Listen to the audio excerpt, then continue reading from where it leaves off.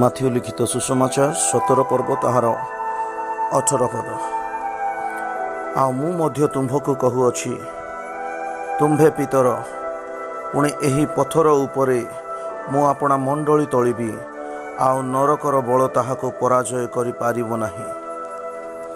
ପ୍ରିୟ ବନ୍ଧୁ, ଆଜିର ପ୍ରଭାତରେ, ଆଜିର ଏହି ନୂତନ ମାସର ଆରମ୍ଭରେ ସଦାପ୍ରଭୁଙ୍କର ବାକ୍ୟ ଆମମାନଙ୍କୁ ଏହା ଶିକ୍ଷା ଦିଏ ଯେ ଯୀଶୁଖ୍ରୀଷ୍ଟ ପିତରକୁ କହନ୍ତି, ଏହି ପଥର ଉପରେ ମୁଁ ଆପଣା ମଣ୍ଡଳୀ ତୋଳିବି, ଆଉ ନରକର ବଳ ପରାଜୟ କରିପାରିବ ନାହିଁ। ତେବେ ଏହି ମଣ୍ଡଳୀ କିଏ ଅଟନ୍ତି? ଯେଉଁମାନେ ଖ୍ରୀଷ୍ଟଙ୍କୁ ଗ୍ରହଣ କରନ୍ତି, ଯେଉଁମାନେ ବାପ୍ତିସ୍ମ ଗ୍ରହଣ କରନ୍ତି, ପବିତ୍ର ଆତ୍ମା ଓ ଅଗ୍ନିରେ ବାପ୍ତିସ୍ମ ଗ୍ରହଣ କରନ୍ତି, ଯେଉଁମାନେ ପୁନର୍ଜନ୍ମ ହୋଇଅଛନ୍ତି, ସେମାନେ ମଣ୍ଡଳୀ ଅଟନ୍ତି। ଆଉ ପରମେଶ୍ୱର କହନ୍ତି, ମଣ୍ଡଳୀ କେବେ ମଧ୍ୟ ବିନାଶ ହେବ ନାହିଁ। ନରକର ବଳ ତାହାକୁ ପରାଜୟ କରିପାରିବ ନାହିଁ। ନରକର ସକଳ ଶକ୍ତି ତାହା ବିରୁଦ୍ଧରେ ଉଭା ହୋଇପାରିବ ନାହିଁ। ଚର୍ଚ୍ଚ ପରମେଶ୍ୱରଙ୍କର ସ୍ୱପ୍ନର ଏକ ଭାଗ ଅଟେ, ଆଉ ସେହି ଚର୍ଚ୍ଚକୁ ପ୍ରସ୍ତୁତ ଦେଖିବାକୁ ଚାହାନ୍ତି। ଏଣୁ ମଣ୍ଡଳୀ ଆଜି ଯୀଶୁଖ୍ରୀଷ୍ଟଙ୍କ ନିମନ୍ତେ ତିଆରି ହେବା ଜରୁରୀ ଅଟେ, କାରଣ ପ୍ରଭୁ ତାହାଙ୍କର କନ୍ୟାକୁ ନେବାକୁ ଆସୁଅଛନ୍ତି। ପ୍ରଭୁ ତାହାଙ୍କର ମଣ୍ଡଳୀକୁ ନେବାକୁ ଆସିଅଛନ୍ତି। ଆଜି ମଣ୍ଡଳୀକୁ ଯୀଶୁଙ୍କ ନିମନ୍ତେ ତିଆରି କରିବା ଜରୁରୀ ଅଟେ। ଆଜି ଅନେକ ଲୋକ ଆପଣା ଗୃହ ନିର୍ମାଣ କରନ୍ତି, ଆପଣା ପାଇଁ ପ୍ରତ୍ୟେକ ବିଷୟ କରନ୍ତି, ଜମି କିଣନ୍ତି ଆପଣା ପାଇଁ, ଗୃହ ବନାନ୍ତି ଆପଣା ପାଇଁ, କିନ୍ତୁ ଯୀଶୁଙ୍କ ନିମନ୍ତେ ଆପଣା ମଣ୍ଡଳୀ ତିଆରି କରନ୍ତି ନାହିଁ। ଆଜି ଅନେକଙ୍କୁ ସେହି ବିଷୟରେ ହିସାବ ଦେବାକୁ ହେବ ଯେ ଆପଣ ମଣ୍ଡଳୀ ସହିତ କ'ଣ କରିଅଛନ୍ତି।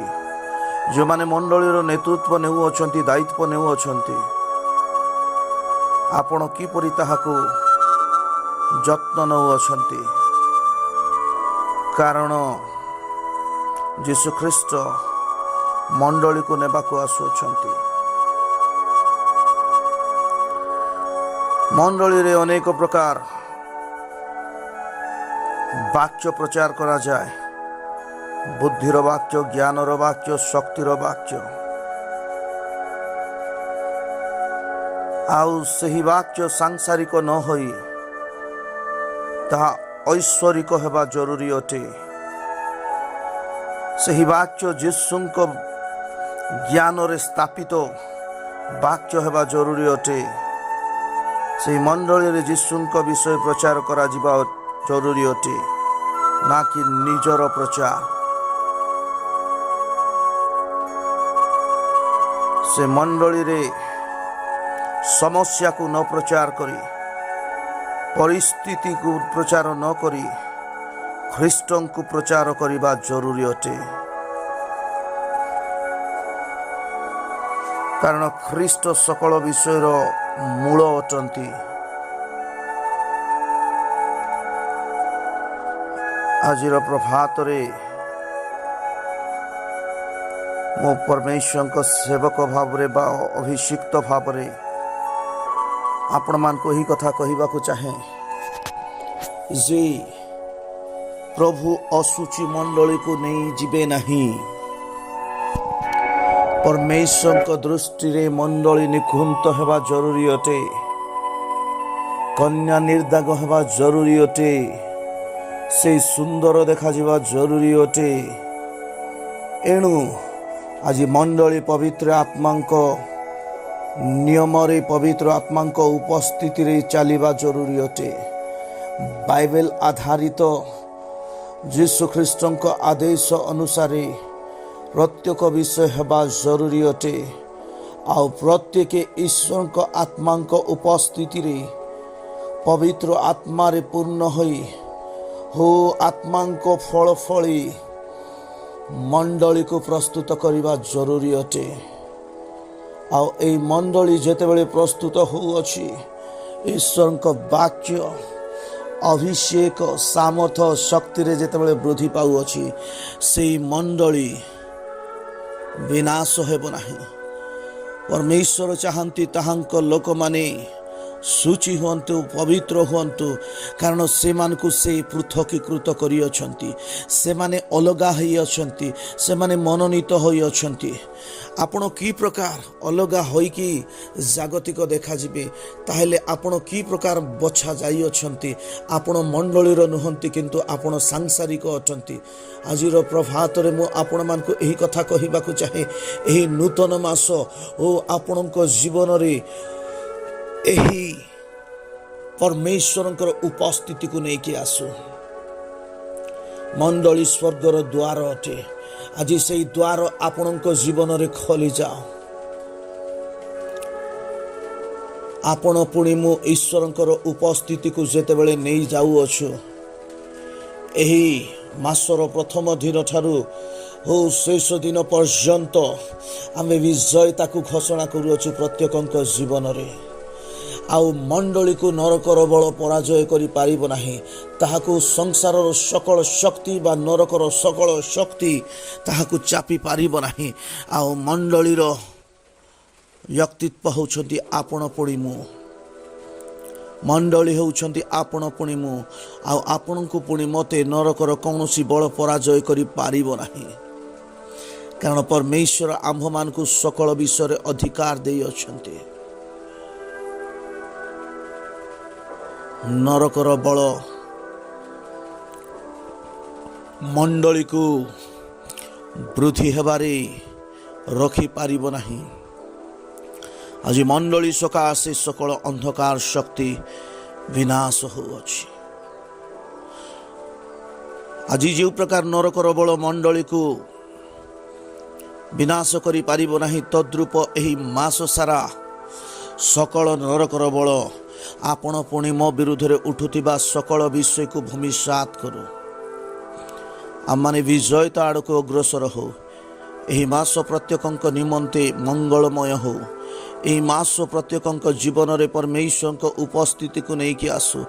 ଏହି ମାସ ପ୍ରତ୍ୟେକ ଖ୍ରୀଷ୍ଟଙ୍କ ସହିତ ଆପଣା ଜୀବନରେ ଗମନ କରିବା ଆରମ୍ଭ କରନ୍ତୁ। ଏହି ମାସ ଖ୍ରୀଷ୍ଟଙ୍କ ସହିତ ଚାଲି ପବିତ୍ର ଆତ୍ମାଙ୍କ ସାହାଯ୍ୟରେ ବିଜୟତାକୁ ଘୋଷଣା କରୁଅଛୁ ଆପଣା ଜୀବନରେ। ପ୍ରଭୁ ଏହି ବାକ୍ୟ ଦ୍ୱାରା ପ୍ରତ୍ୟେକଙ୍କୁ ଆଶୀଷ ଦିଅନ୍ତୁ। ଆମେନ୍। ଆସନ୍ତୁ ପ୍ରାର୍ଥନା କରିବା। ଜୀବିତ ଈଶ୍ୱର, ଆଜିର ଏହି ନୂତନ ପ୍ରଭାତରେ, ନୂତନ ମାସର ପ୍ରାରମ୍ଭରେ ପ୍ରଭୁ ମୁଁ ପ୍ରାର୍ଥନା କରୁଅଛି, ଯେକୌଣସି ରୋଗ ହଉ, ଯେକୌଣସି ବ୍ୟକ୍ତି ଏହି ସମୟରେ ଶୁଣୁଅଛନ୍ତି, ପ୍ରଭୁ ମୁଁ ପ୍ରାର୍ଥନା କରୁଅଛି ସେମାନଙ୍କ ଜୀବନରେ ଶକ୍ତି ଏବଂ ସାମର୍ଥ୍ୟରେ ଏହି ରୋଗ ପରିଣତ ହେଉ। କାରଣ ନରକର ବଳ ମଣ୍ଡଳୀକୁ ବିନାଶ କରିପାରିବ ନାହିଁ, ମଣ୍ଡଳୀ ବିରୁଦ୍ଧରେ ଉଠି ପାରିବ ନାହିଁ। ଆଜିର ପ୍ରଭାତରେ ମୁଁ ପ୍ରାର୍ଥନା କରୁଅଛି, ଯେଉଁମାନେ ମଣ୍ଡଳୀ ମଧ୍ୟରେ ସହଭାଗିତା କରୁଅଛନ୍ତି, ଯେଉଁମାନେ ମଣ୍ଡଳୀ ମଧ୍ୟରେ ସହଭାଗିତା କରୁଅଛନ୍ତି, ଯେଉଁମାନେ ଈଶ୍ୱରଙ୍କ ଉପସ୍ଥିତିକୁ ନେଇକି ଯାଉଅଛନ୍ତି, ଯେଉଁମାନେ ସ୍ୱୟଂ ମଣ୍ଡଳୀ ଅଟନ୍ତି, ଆଜି ସେମାନେ ଅନ୍ଧକାରର ସକଳ ଶକ୍ତି ଉପରେ,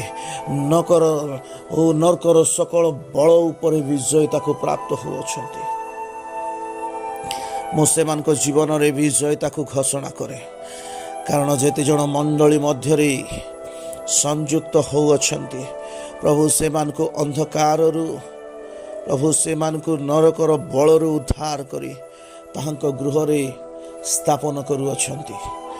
ଆଉ ତାହାଙ୍କ ଗୃହରେ ସୁସ୍ଥତା ଅଛି, ଆରୋଗ୍ୟତା ଅଛି, ସଫଳତା ଅଛି, ଅନୁଗ୍ରହ ଅଛି, ମଙ୍ଗଳ ଦାନ ଅଛି, କରୁଣା ଅଛି, ଓ ସକଳ ବିଷୟର ଉପସ୍ଥିତିର ପୂର୍ଣ୍ଣତା ଅଛି। ଆଜିର ଏହି ପ୍ରଭାତ, ଆଜିର ଏହି ନୂତନ ମାସରେ ପ୍ରଭୁ ଆପଣଙ୍କ ଜୀବନରେ ସକଳ ଆଶୀଷକୁ ନେଇକି ଆସନ୍ତୁ।